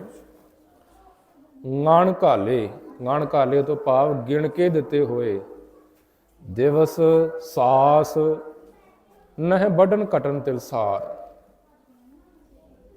ਤੇ ਉਹ ਦਿੱਤੇ ਹੋਏ ਸਵਾਸਾਂ ਦੇ ਵਿੱਚੋਂ ਮਹਾਰਾਜ ਕਹਿੰਦੇ ਵੀ ਨਾ ਕੁਝ ਵਾਧਾ ਪੈ ਸਕਦਾ ਤੇ ਨਾ ਕੋਈ ਘਟ ਸਕਦਾ। ਉਹਨੇ ਜੀਵਨ ਦੇ ਵਿੱਚ ਸਵਾਸ ਲੈ ਕੇ ਬੰਦਾ ਆਉਂਦਾ, ਜਿਹਨੂੰ ਮਹਾਰਾਜ ਬਾਣੀ ਵਿੱਚ ਬਖਸ਼ਿਸ਼ ਕਰਦੇ ਮਰਨ ਲਿਖਾਏ ਮੰਡਲ ਮੈਂ ਆਏ। ਤੇ ਭੋਗ ਪਦਾਰਥ, ਸੁਖ ਸਹੂਲਤਾਂ, ਇਹ ਵੀ ਪੂਰਬਲੇ ਜਨਮਾਂ ਦੇ ਕਰਕੇ ਪ੍ਰਾਪਤ ਹੁੰਦੀਆਂ। ਸਤਿਗੁਰੂ ਗੁਰੂ ਗ੍ਰੰਥ ਸਾਹਿਬ ਮਹਾਰਾਜ ਜੀ ਦੇ ਵਿੱਚ ਬਾਣੀ ਹੈ ਸਹਿਸਕ੍ਰਿਤੀ। ਤੇ ਸਤਿਗੁਰੂ ਗੁਰੂ ਅਰਜਨ ਦੇਵ ਮਹਾਰਾਜ ਜੀ ਦੀ ਬਾਣੀ, ਤੇ ਮਹਾਰਾਜ ਜੀ ਉਹਦੇ ਵਿੱਚ ਕਹਿੰਦੇ ਵੀ ਇੱਕ ਮਾਂ ਦੇ ਪੇਟ ਤੋਂ 4 ਬੱਚਿਆਂ ਨੇ ਜਨਮ ਲਿਆ ਹੋਵੇ ਨਾ, 4 ਬੱਚਿਆਂ ਨੇ ਜਨਮ ਲਿਆ ਹੋਵੇ, ਤੇ ਚੌਵਾਂ ਨੂੰ ਭਾਵੇਂ ਮਾਤਾ ਪਿਤਾ ਦੀ ਜਾਇਦਾਦ ਦੇ ਵਿੱਚੋਂ ਜੇ ਕਿਸੇ ਦੇ 12 ਕਿੱਲੇ ਆ ਤੇ 4-4 ਕਿੱਲੇ ਵੰਡੇ ਆ ਜਾਣਗੇ, ਪਰ 12 ਕਿੱਲੇ ਜਦੋਂ ਬਰਾਬਰ ਵੰਡੇ ਜਾਣਗੇ ਪਰਿਵਾਰਾਂ ਦੇ ਵਿੱਚ, ਸੁੱਖ ਫੇਰ ਆਪਣੇ ਕਰਮਾਂ ਦਾ ਮਿਲਦਾ ਜੇ। ਮਾਂ ਪਿਓ ਜਾਇਦਾਦ ਵੰਡ ਕੇ ਦੇ ਸਕਦੇ ਆ, ਕਰਮ ਨਹੀਂ ਵੰਡੇ ਜਾ ਸਕਦੇ। ਘਰ-ਬਾਰ ਵੰਡਿਆ ਜਾ ਸਕਦਾ, ਸੋਨਾ ਬਰਾਬਰ ਵੰਡਿਆ ਜਾ ਸਕਦਾ, ਸੁੱਖ ਆਪੋ ਆਪਣੇ ਕਰਮਾਂ ਦਾ। ਤੇ ਆਪਾਂ ਆਪਣੇ ਘਰਾਂ ਦੇ ਵਿੱਚ ਵੇਖਿਆ ਹੋਏ ਨਾ, ਉਹੀ 4 ਕਿੱਲਿਆਂ ਦਾ ਮਾਲਕ ਇੱਕ ਭਰਾ ਮਿਹਨਤ ਕਰਕੇ, ਕਿਸੇ ਨੇ 10 ਕਿੱਲੇ ਬਣਾ ਲਏ ਤੇ ਕਈਆਂ ਨੇ ਚਵਾਂ ਦੇ ਵਿੱਚੋਂ 4 ਵੀ ਫੂਕ ਛੱਡੇ। ਮਾਂ ਪਿਓ ਤੇ ਬਰਾਬਰ ਦਿੱਤੀ ਸੀ ਜਾਇਦਾਦ ਵੰਡ ਕੇ। ਇਹ ਫਿਰ ਖੇਡ ਕੀ ਹੈ? ਇਹ ਖੇਡ ਹੈ ਕਰਮਾਂ ਦੀ। ਹੁਣ ਉਹਨਾਂ 4 ਕਿੱਲਿਆਂ ਦੇ ਵਿੱਚੋਂ ਕੋਈ ਸਰਪੰਚ ਬਣ ਗਿਆ, ਕੋਈ ਮੰਤਰੀ ਬਣ ਗਿਆ, ਤਰੱਕੀ ਕਰਦਿਆਂ ਕੋਈ ਰਾਜਾ ਬਣ ਗਿਆ। ਤੇ ਮਹਾਰਾਜ ਪੰਜਮ ਪਾਤਸ਼ਾਹ ਦੇ ਬਾਬਤ ਕਹਿ ਰਹੇ ਵੀ ਦਾਨੰ ਪਰਾ ਪੂਰਬੇਣ ਪੁਚੰਤੇ ਮਹੀਪਤੇ ਵਿਪਰੀਤ ਬੁੱਧਿਅੰ ਮਾਰਤ ਲੋਕਾ ਹੈ ਨਾਨਕ ਚਰੰਕਾਲ ਦੁਖ ਭੋਗਤੇ। ਦਾਨੰ ਪਰਾ ਪੂਰਬੇਣ, ਪੂਰਬਲੇ ਕੀਤੇ ਹੋਏ ਦਾਨ ਦਾ ਫਲ ਮਿਲਿਆ ਤੇ ਰਾਜਾ ਬਣ ਕੇ ਭੋਗਿਆ।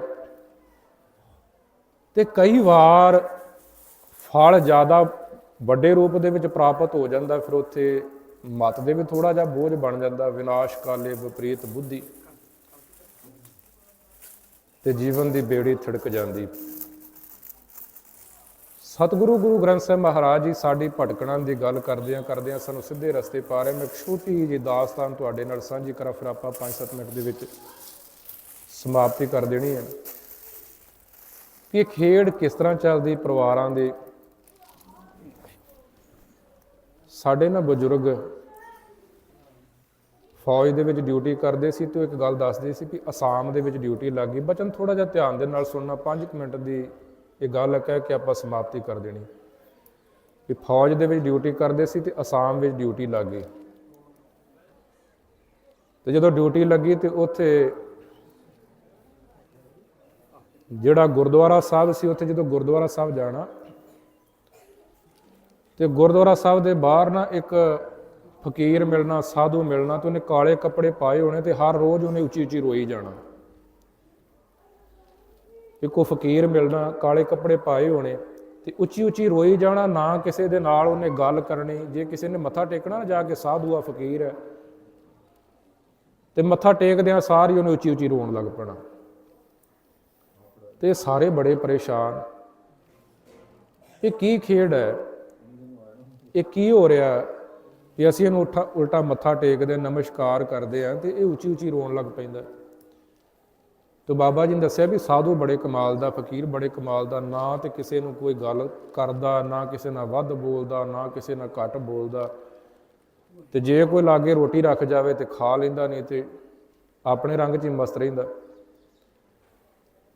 ਤੇ ਬਜ਼ੁਰਗ ਦੱਸਦੇ ਵੀ ਸਾਡੇ ਜਿਹੜੇ ਬਾਬਾ ਜੀ ਸੀ, ਉਹਨਾਂ ਸਾਨੂੰ ਦੱਸਿਆ ਵੀ ਕਿਸੇ ਨੇ ਆ ਕੇ ਨਾ ਮੱਥਾ ਟੇਕਿਆ, ਸਾਧੂ ਜਾਣ ਕੇ, ਇਹ ਕਾਲੇ ਬਸਤਰ ਪਹਿਨਦਾ ਮੱਥਾ ਟੇਕਿਆ ਤੇ ਉਹ ਰੋਣ ਲੱਗ ਪਿਆ। ਤੇ ਜਦੋਂ ਉੱਚੀ ਉੱਚੀ ਰੋਣ ਲੱਗ ਪਿਆ ਤੇ ਉਹਨਾਂ ਨੂੰ ਪੁੱਛਿਆ ਵੀ ਕੀ ਕਾਰਨ ਹੈ, ਰੋਂਦੇ ਕਿਉਂ? ਉਹ ਕਹਿੰਦੇ ਤੁਸੀਂ ਤੇ ਜਾਣਦੇ ਹੋ ਵੀ ਮੈਂ ਫਕੀਰ ਹਾਂ, ਕੋਈ ਸਾਧੂ ਹਾਂ, ਤੇ ਤਾਂ ਮੱਥਾ ਟੇਕਿਆ। ਮੈਂ ਤੇ ਮੇਰੇ ਜੀਵਨ ਬਾਰੇ ਤੇ ਨਹੀਂ ਨਾ ਜਾਣਦੇ ਵੀ ਮੇਰੇ ਅੰਦਰ ਕੀ ਚੱਲ ਰਿਹਾ, ਮੈਂ ਕਿਹੋ ਜਿਹਾ ਜੀਵਨ ਜੀ ਕੇ ਆਇਆ, ਕਿੰਨੇ ਮੈਂ ਕਤਲ ਕਰਕੇ ਸਾਧੂ ਬਣਿਆ ਹੋਵਾਂਗਾ, ਇਹਦਾ ਤਾਂ ਤੁਹਾਨੂੰ ਕੁਝ ਨਹੀਂ ਪਤਾ।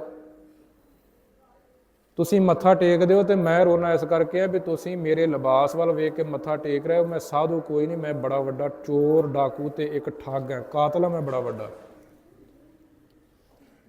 ਤੇ ਰੋਂਦਾ ਮੈਂ ਇਸ ਕਰਕੇ ਆ, ਮੈਂ ਆਪਣੇ ਜੀਵਨ ਵੱਲ ਝਾਤੀ ਮਾਰਦਾ ਵੀ ਇੰਨੀਆਂ ਮੈਂ ਠੱਗੀਆਂ ਮਾਰੀਆਂ, ਰੱਬ ਮੇਰੀਆਂ ਠੱਗੀਆਂ ਨੂੰ ਤੇ ਮਾਫ ਕਰ ਦੇਵੇਗਾ। ਤੇ ਫਿਰ ਦੱਸਦਾ ਵੀ ਕਹਿੰਦਾ ਜਦੋਂ ਪਾਕਿਸਤਾਨ ਦੀ ਵੰਡ ਨਹੀਂ ਸੀ ਨਾ ਹੋਈ, ਤੇ ਉੱਥੇ ਸਾਡੀਆਂ ਬੜੀਆਂ ਵੱਡੀਆਂ ਫੈਕਟਰੀਆਂ ਸੀ। ਅਸੀਂ 2 ਮਿੱਤਰਾਂ ਨੇ ਨਾ ਰਲ ਕੇ ਫੈਕਟਰੀ ਲਾ ਲਈ, ਕਾਰੋਬਾਰ ਖੋਲ੍ਹ ਲਿਆ, ਭਿਆਲੀ ਕਰ ਲਈ, ਤੇ ਥੋੜੇ ਪੈਸੇ ਪਾ ਕੇ ਕਾਰੋਬਾਰ ਖੋਲ੍ਹ ਲਈਏ। ਜਦੋਂ ਕਾਰੋਬਾਰ ਖੋਲ੍ਹ ਲਿਆ, ਕਾਰੋਬਾਰ ਚੱਲ ਪਿਆ, ਤੇ ਕਹਿੰਦੇ ਫਿਰ ਮੇਰੇ ਮਨ ਦੇ ਵਿੱਚ ਹਰ ਰੋਜ਼ ਇੱਕ ਗੱਲ ਆਇਆ ਕਰੇ ਵੀ ਇਹ ਕਾਰੋਬਾਰ ਦਾ ਮਾਲਕ ਮੈਂ ਖੁਦ ਬਣ ਜਾ। ਇਹ ਕਾਰੋਬਾਰ ਦਾ ਮਾਲਕ ਖੁਦ ਮੈਂ ਬਣ ਜਾ ਤੇ ਆਪਣੇ ਮਿੱਤਰ ਨੂੰ ਇਹਦੇ ਵਿੱਚੋਂ ਹਿੱਸਾ ਕੁਝ ਨਾ ਦੇਵਾਂ। ਤੇ ਫਿਰ ਹੋਇਆ ਇਸੇ ਤਰ੍ਹਾਂ, ਕਾਰੋਬਾਰ ਹੜੱਪਣ ਦੇ ਵਾਸਤੇ ਮੈਂ ਆਪਣੇ ਮਿੱਤਰ ਨੂੰ ਉਹਦੇ ਖਾਣੇ ਦੇ ਵਿੱਚ ਜ਼ਹਿਰ ਦੇ ਕੇ ਸਮਾਪਤ ਕਰ ਦਿੱਤਾ, ਮਾਰ ਦਿੱਤਾ, ਜੰਗਲ ਦੇ ਵਿੱਚ ਲਾਸ਼ ਸੁੱਟ ਦਿੱਤੀ ਮਿੱਤਰ ਦੀ। ਤੇ ਮਿੱਤਰ ਮੇਰਾ ਸਮਾਪਤ ਹੋ ਗਿਆ। ਕਹਿੰਦੇ ਵੀ ਮੇਰੇ ਘਰ ਇੱਕੋ ਇੱਕ ਪੁੱਤਰ ਸੀ ਤੇ ਜਦੋਂ ਉਹ ਵੱਡਾ ਹੋਇਆ ਤੇ ਉਹਨੂੰ ਬਿਮਾਰੀ ਲੱਗ ਗਈ ਕੋਈ ਭਿਆਨਕ, ਤੇ ਕਾਰੋਬਾਰ ਦਾ ਮਾਲਕ ਮੈਂ ਖੁਦ ਬਣ ਗਿਆ। ਬਿਮਾਰੀ ਇੰਨੀ ਭਿਆਨਕ ਲੱਗੀ ਵੀ ਦੇਸ਼ਾਂ ਵਿਦੇਸ਼ਾਂ ਦੇ ਵਿੱਚੋਂ ਬੱਚੇ ਦਾ ਇਲਾਜ ਨਾ ਹੋਇਆ। ਬਿਮਾਰੀ ਇੰਨੀ ਭਿਆਨਕ ਸੀ, ਇਲਾਜ ਨਾ ਹੋਇਆ। ਤੇ ਜਿਹੜਾ ਕਾਰੋਬਾਰ ਹੜੱਪਿਆ ਸੀ ਠੱਗੀ ਮਾਰ ਕੇ, ਕਾਰੋਬਾਰ ਵੱਲ ਧਿਆਨ ਨਾ ਦਿੱਤਾ ਗਿਆ। ਬੱਚਾ ਇੱਕੋ ਇੱਕ ਸੀ ਵੀ ਇਹ ਹੀ ਮੇਰੀ ਇੱਕ ਔਲਾਦ ਹੈ। ਉਹਦਾ ਇਲਾਜ ਕਰਾਉਣ ਦੇ ਵਾਸਤੇ ਇੰਨੇ ਧੱਕੇ ਖਾਦੇ, ਸਾਰੇ ਦਾ ਕਾਰੋਬਾਰ ਜਿਹੜਾ ਠੱਗੀ ਮਾਰ ਕੇ ਹੜੱਪਿਆ ਸੀ ਉਹ ਬੱਚੇ ਦੇ ਇਲਾਜ ਤੇ ਲੱਗ ਗਿਆ। ਤੇ ਅਖੀਰ ਬੱਚੇ ਨੇ ਕਿਹਾ ਵੀ ਬਾਪੂ ਹੁਣ ਮੈਂ ਬਚਣਾ ਨਹੀਂ, ਮੈਨੂੰ ਘਰ ਲੈ ਜਾ। ਤੇ ਜਿਹੜਾ ਅਖੀਰਲਾ ਕਮਰਾ ਸੀ ਘਰ ਦਾ, ਉਹ ਵੇਚ ਕੇ ਡਾਕਟਰ ਨੂੰ ਫੀਸ ਦੇ ਕੇ ਇਹਨੂੰ ਹਸਪਤਾਲ ਦੇ ਵਿੱਚੋਂ ਬਾਹਰ ਕੱਢਿਆ। ਤੇ ਬੱਚਾ ਕਹਿੰਦਾ ਵੀ ਬਾਪੂ ਇੱਥੇ ਗੱਡੀ ਰੋਕ ਦੇ। ਤੇ ਗੱਡੀ ਰੋਕੀ ਗਈ। ਕਹਿੰਦਾ ਬਾਪੂ ਇਹ ਥਾਂ ਕਿਹੜੀ ਹੈ? ਉਹ ਕਹਿੰਦਾ ਵੀ ਮੈਨੂੰ ਨਹੀਂ ਪਤਾ। ਉਹ ਕਹਿੰਦਾ ਕੋਈ ਚੇਤਾ ਕਰ, ਇੱਥੇ ਕੋਈ ਘਟਨਾ ਵਾਪਰੀ ਹੋਵੇ। ਉਹ ਕਹਿੰਦਾ ਮੈਨੂੰ ਅਜੇ ਤੱਕ ਕੋਈ ਚੇਤਾ ਨਹੀਂ ਵੀ ਇੱਥੇ ਕੀ ਘਟਨਾ ਵਾਪਰੀ। ਦੁੱਖ ਦਾ ਮਾਰਿਆ ਸੀ, ਬੁੱਧੀ ਕੰਮ ਨਹੀਂ ਸੀ ਕਰ ਰਹੀ। ਕਹਿੰਦਾ ਬਾਪੂ ਅੱਜ ਤੋਂ ਇੰਨੇ ਕੁ ਸਾਲ ਪਹਿਲਾਂ ਤੇਰਾ ਇੱਕ ਮਿੱਤਰ ਹੁੰਦਾ ਸੀ, ਤੇਰਾ ਇੱਕ ਮਿੱਤਰ। ਉਹਨੇ ਕਿਹਾ ਹਾਂ ਹੁੰਦਾ ਸੀ। ਕਹਿੰਦੇ ਫਿਰ ਤੂੰ ਉਹਦੇ ਨਾਲ ਕੀ ਕੀਤਾ, ਸੱਚ ਦੱਸੀ। ਕਹਿੰਦਾ ਵੀ ਮੈਨੂੰ ਇਹ ਸੀ ਵੀ ਮੈਂ ਇਹਦਾ ਕਾਰੋਬਾਰ ਹੜੱਪ ਲਵਾਂ, ਸਾਰੇ ਕਾਰੋਬਾਰ ਦਾ ਮਾਲਕ ਮੈਂ ਬਣ ਜਾਵਾਂ, ਤੇ ਮੈਂ ਉਹਦੇ ਖਾਣੇ ਦੇ ਵਿੱਚ ਜ਼ਹਿਰ ਪਾ ਕੇ ਤੇ ਉਹਨੂੰ ਫਿਰ ਇੱਥੇ ਗਲ ਘੁੱਟ ਕੇ ਮਾਰਿਆ ਸੀ। ਕਹਿੰਦਾ ਬਾਪੂ ਫਿਰ ਉਹੀ ਤੇਰਾ ਮਿੱਤਰ ਮੈਂ ਤੇਰੇ ਘਰ ਜਨਮ ਲੈ ਕੇ ਆਇਆ, ਤੇ ਜਿਹੜਾ ਕਾਰੋਬਾਰ ਤੂੰ ਠੱਗੀ ਮਾਰ ਕੇ ਹੜੱਪਿਆ ਸੀ, ਤੇਰਾ ਮੇਰਾ ਲੇਖਾ ਸਮਾਪਤ ਹੋ ਗਿਆ। ਜੋ ਤੂੰ ਮੈਨੂੰ ਦੇਣਾ ਸੀ ਉਹ ਮੈਂ ਪ੍ਰਾਪਤ ਕਰ ਲਿਆ, ਤੇ ਇੱਥੇ ਹੁਣ ਆਪਣਾ ਸਾਰਾ ਕੁਝ ਸਮਾਪਤ। ਇੰਨੀ ਗੱਲ ਕਹਿ ਕੇ ਬੱਚੇ ਦੇ ਪ੍ਰਾਣ ਨਿਕਲ ਗਏ। ਕਹਿੰਦੇ ਵੀ ਉਸ ਦਿਨ ਤੋਂ ਬਾਅਦ ਮੈਂ ਘਰ ਨਹੀਂ ਗਿਆ ਤੇ ਮੈਂ ਇੱਥੇ ਜੰਗਲਾਂ ਵਿੱਚ ਆ ਗਿਆ ਵੀ ਮੇਰੇ ਪਾਪ ਕਿਸੇ ਤਰੀਕੇ ਨਾਲ ਧੋਤੇ ਜਾਣ। ਤੇ ਸਤਿਗੁਰੂ ਗੁਰੂ ਗ੍ਰੰਥ ਸਾਹਿਬ ਮਹਾਰਾਜ ਸਾਧ ਸੰਗਤ ਜੀ ਜੋ ਸਾਨੂੰ ਹੁਕਮ ਬਖਸ਼ਿਸ਼ ਕਰ ਰਹੇ ਨਾ ਵੀ ਕਹੋ ਕਹਾ ਆਪਣੀ ਅਦਮਾਈ, ਉਰਜਿਓ ਕਨਕ ਕਾਮਨੀ ਕੈ ਰਸ ਨਹਿ ਕੀਰਤ ਪ੍ਰਭ ਗਾਈ, ਜਗ ਝੂਠੇ ਕੋ ਸਾਚ ਜਾਣ ਕੈ ਤਾਂ ਸਿਉ ਰੁਚ ਉਪਜਾਈ, ਦੀਨ ਬੰਦ ਸਿਮਰਿਓ ਨੇ ਕਬਹੂ ਹੋਤ ਜੋ ਸੰਗ ਸਹਾਈ, ਮਗਨ ਰਹਿਓ ਮਾਇਆ ਮੈਂ ਨਿਸ ਦਿਨ ਛੁੱਟੀ ਨਾ ਮਨ ਕੀ ਕਾਈ, ਕਹਿ ਨਾਨਕ ਅਬ ਨਾਹਿ ਅੰਤਗਤ ਬਿਨ ਹਰ ਕੀ ਸ਼ਰਨਾਈ। ਸਤਿਗੁਰੂ ਗੁਰੂ ਤੇਗ ਬਹਾਦਰ ਮਹਾਰਾਜ ਜੀ ਦਾ ਉਚਾਰਨ ਕੀਤਾ ਹੋਇਆ ਸ਼ਬਦ ਟੋਡੀ ਰਾਗ ਦੇ ਅੰਦਰੋਂ ਜੋ ਹੁਕਮਨਾਮਾ ਸਾਹਿਬ ਜੀ ਦੇ ਰੂਪ ਵਿੱਚ ਪ੍ਰਾਪਤ ਹੋਇਆ ਸੀ, ਸਿਰਫ ਸੰਖੇਪ ਦੇ ਵਿੱਚ ਸਤਿਗੁਰੂ ਜੀ ਦੀ ਬਾਣੀ ਦੇ ਆਪਾਂ ਅਰਥ ਕੀਤੇ ਨੇ। ਸਤਿਗੁਰੂ ਕਿਰਪਾ ਕਰਨ, ਆਈਆਂ ਹੋਈਆਂ ਸੰਗਤਾਂ ਦੀ ਹਾਜ਼ਰੀ ਗੁਰੂ ਦਰ ਤੇ ਪ੍ਰਵਾਨ ਕਰਨ। ਵਿਛੜ ਚੁੱਕੇ ਮਾਤਾ ਜੀ ਨੂੰ ਸਦੀਵੀ ਨਿਵਾਸ ਪਰਮੇਸ਼ਰ ਜੀ ਆਪਣੇ ਚਰਨਾਂ ਵਿੱਚ ਬਖਸ਼ਿਸ਼ ਕਰਨ। ਪਿੱਛੇ ਪਰਿਵਾਰ ਬੱਚਿਆਂ ਨੂੰ ਭਾਣਾ ਮੰਨਣ ਦਾ ਬਲ ਬਖਸ਼ਿਸ਼ ਕਰਨ ਜੀ। ਗੁਰੂ ਕੀ ਬਾਣੀ ਦੀ ਵਿਚਾਰ ਕਰਦਿਆਂ ਹੋਈ ਬੇਅੰਤ ਪ੍ਰਕਾਰ ਦੀ ਭੁੱਲ ਚੁੱਕ ਦੀ ਮੁਆਫੀ ਗੁਰੂ ਔਰ ਗੁਰੂ ਕੀ ਸੰਗਤ ਬਖਸ਼ਣ ਯੋਗ ਹੈ। ਖਿਮਾ ਦੇ ਜਾਚ ਕਹਾ ਜੀ। ਵਾਹਿਗੁਰੂ ਜੀ ਕਾ ਖਾਲਸਾ, ਵਾਹਿਗੁਰੂ ਜੀ ਕੀ ਫਤਿਹ। ਸ਼ਬਦ ਦੀਆਂ ਅਖੀਰਲੀਆਂ ਪੰਕਤੀਆਂ ਪੜ੍ਹ ਕੇ ਸਮਾਪਤੀ ਹੈ। ਉਪਰੰਤ ਕੜਾਹ ਪ੍ਰਸ਼ਾਦ ਦੀ ਦੇਗ ਵਰਤੇਗੀ। ਗੁਰੂ ਕਾ ਲੰਗਰ ਸਭ ਨੇ ਛਕ ਕੇ ਜਾਣ ਦੀ ਕਿਰਪਾਲਤਾ ਕਰਨੀ ਜੀ। ਮਗਨ ਰਹਿਓ ਮਾਇਆ ਮੈਂ ਨਿਸ ਦਿਨ, ਛੁਟੀ ਨ ਮਨ ਕੀ ਕਾਈ, ਕਹਿ ਨਾਨਕ ਅਬ ਨਾਹਿ ਅਨਤ ਗਤ, ਬਿਨ ਹਰ ਕੀ ਸ਼ਰਨਾਈ। ਵਾਹਿਗੁਰੂ ਜੀ ਕਾ ਖਾਲਸਾ, ਵਾਹਿਗੁਰੂ ਜੀ ਕੀ ਫਤਿਹ।